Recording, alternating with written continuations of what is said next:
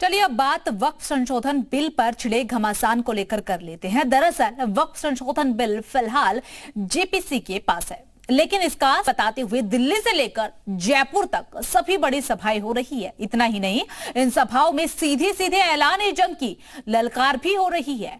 ऐसे में सवाल ये उठ रहे हैं कि आखिर वक्फ संशोधन बिल को लेकर ऐसे बयानों के जरिए माहौल खराब करने की कोशिश क्यों की जा रही है।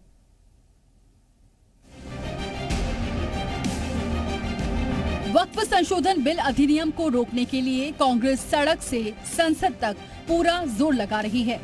सड़क पर उसके नेता भीड़ इकट्ठा करके नफरती बयान देने वाले मौलानाओं के साथ बैठ रहे हैं, तो उसके सांसद संयुक्त संसदीय कमेटी में बिल को आगे नहीं बढ़ने दे रहे। सहारनपुर से कांग्रेस सांसद इमरान मसूद ने जयपुर में वक्फ बोर्ड बिल को लेकर मुस्लिमों की सभा की। इस दौरान मुस्लिमों को वक्फ बिल से डराया गया।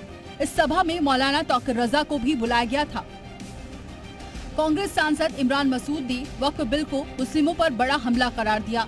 इमरान मसूद वक्फ बिल पर बनी जेपीसी के सदस्य हैं और वो जेपीसी में लगातार बिल का विरोध करते रहे हैं।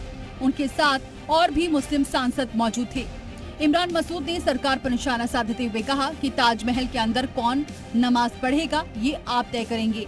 ये लोग कब्रिस्तान छोड़ने वाले नहीं हैं।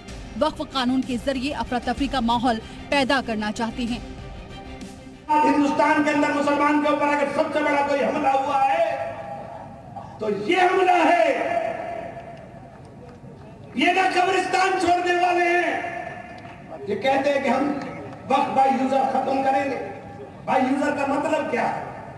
बाय यूजर का मतलब ये है जो बार बार कहते हैं कि हमें डीड चाहिए, हमें डीड चाहिए, डीड कहां से लाएंगे? ये उसको खत्म करना चाहते हैं। उसको खत्म कर करके ये उनको खुद मैं आपसे पूछना चाहता हूं, कब्रिस्तान नहीं होंगे तो दफन कहां होंगे? इस जलसे में मुस्लिम धर्मगुरु मौलाना तौकीर रजा ने भड़काऊ बयान दिया। उन्होंने मुसलमानों से एकजुट होकर दिल्ली का घेराव करने की अपील की और कहा कि जिस दिन सड़कों पर उतर आएंगे तो तुम्हारी रूह कांप जाएगी। फिर जो कुछ होगा उसकी जिम्मेदारी उनकी ही होगी।